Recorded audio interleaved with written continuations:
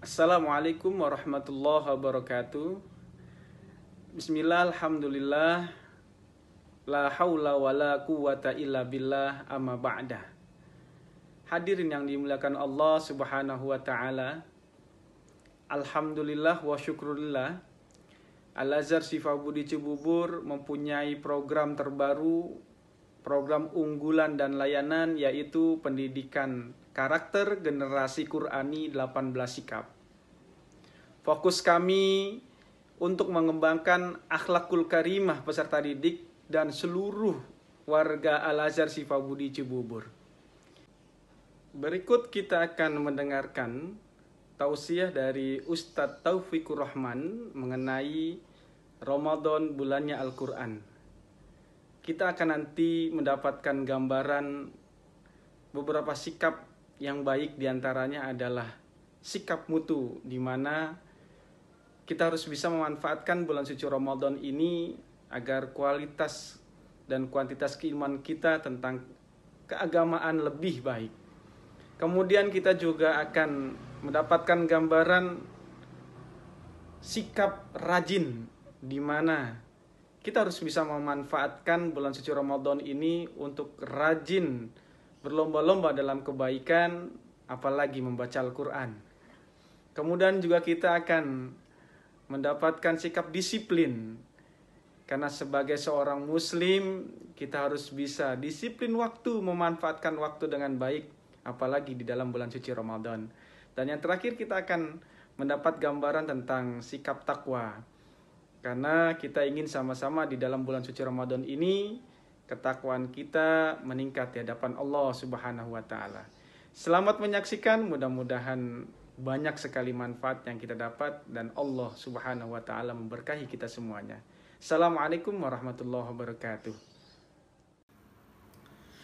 Assalamualaikum warahmatullahi wabarakatuh. Hamdan wa syukran lillah, salatan wa salaman daimaini ala rasulillah, Sayyidina wa maulana Muhammad ibn Abdillah, la hawla wa la quwata illa billah. Ikhwa fillah yang saya hormati, cintai, sayangi karena Allah, rahimakumullah. Wabil khusus keluarga besar Al-Azhar Shifabudi Cibubur, semoga satu pantun pembuka ini makin menjalin silaturahim kita, dan asbab silaturahim Allah berikan buat kita semua. Makom Ibrahim terasa nyaman bersama nyonya sambil membaca ayat-ayat. Salam silaturahim dari Taufikur Rahman. Semoga semuanya selalu pada sehat walafiat. Amin. Ramadan bulan Al-Quran. Pertama, Allah yang memberikan garansi. Surat kedua, juz kedua ayat 185, di mana Allah Ta'ala berfirman, Bismillahirrahmanirrahim, Syahru Ramadan alladhi unzila fihi al-Quran hudan linnasi wa bayyinatin minal huda wal furqan. Informasi yang berharga buat kita. Kenapa Ramadan mulia? Karena Allah yang telah menerangkan dalam firman-Nya, bulan Ramadan, bulan di mana Allah telah menurunkan kitab suci Al-Quran. Dan Nabi menguatkan, taraktu fikum amraini ma in tamassaktum bihima lan tadilu abada. Aku tinggalkan dua pusaka bagi kamu, selama kamu konsisten memegang dua pusaka ini. Di sini ada penekanan, lan tadilu abada, maka nggak bakalan mungkin kamu celaka selama-lamanya. Nabi menyebutkan dua pusaka itu adalah kitab Allah wa sunnata rasulihi, Al-Quran dan sunnah Rasulnya. Nah, kalau kita melihat perjuangan baginda Rasul ketika membawakan Al-Quran, karena saat itu di mana kebanyakan kafir jahiliyah mereka mahir dengan sastra bahasanya. Makanya mereka mengatakan Quran itu sihiran Muhammad, Quran itu buatan Muhammad.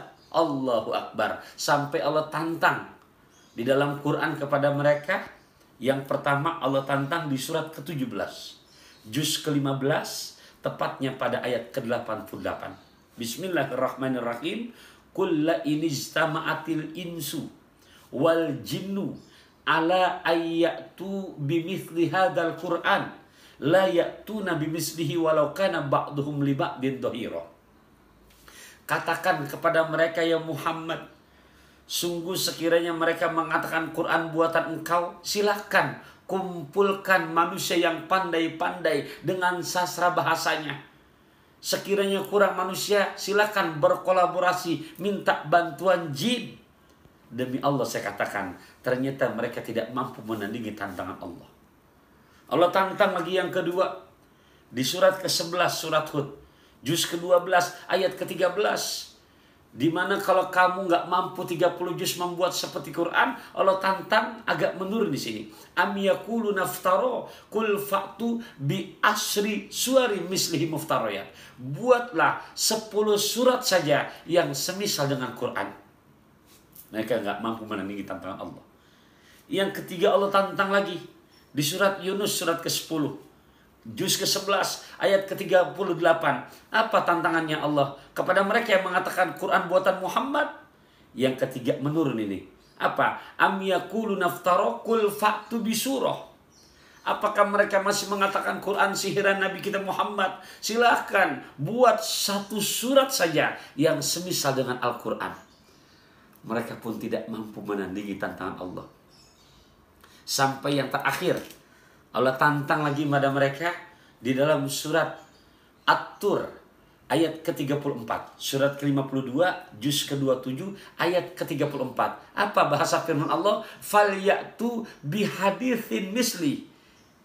Buat 1 kata saja yang semisal dengan Quran. Mereka tidak mampu menandingi tantangan Allah. Ikhwa fillah rahimakumullah. Ramadan bulan Al-Quran. Jadi ketika kita yakini, sudah piawai membacanya, kita pelajari, kita tadabburkan maknanya, ingat Allah memberikan garansi. Apalagi dalam kondisi pandemi di akhir zaman seperti sekarang ini, apa bahasa firman Allah akan legalitas kehebatan Quran? Lihat surat ke-17, juz ke-15, ayat ke-9. Inna hadzal Quran yahdi lillati hiya aqwam. Inna hadzal Quran, sungguh Al-Quran ini yahdi lillati hiya aqwam, memberikan petunjuk kepada jalan yang paling lurus. Masya Allah. Dari yang baik, yang terbaik. Dari semuanya baik, yang terbaik. Itu Al-Quran. Tinggal kita tanya ikhwafillah kepada diri kita. Kalau sekarang kita sebagai orang tua sudah bisa membacanya, sudah mampu mempelajarinya, ingat, kita hidup tidak sendirian. Kita punya anak, kita punya istri, bahkan nanti anak kita besar pun mereka insya Allah dengan izin Allah punya anak lagi, berarti kita punya cucu. Sudahkah kita menyiapkan regenerasi yang bisa dan mengenal baca tulis Al-Quran? Padahal kalau kita lihat fadilah-fadilahnya, ini di luar Ramadan, apalagi di bulan suci Ramadan, Nabi kita bersabda, man qara'a harfan min kitabillah falahu bihi hasanatun wal hasanatu bi asri amsalihah. Man, siapa orang qara'a yang telah membaca harfan 1 huruf min kitabillah dari kitab suci Al-Quran, 1 huruf dari kitab suci Al-Quran, falahu bihi hasanatun, maka bagi orang itu 1 kebaikan.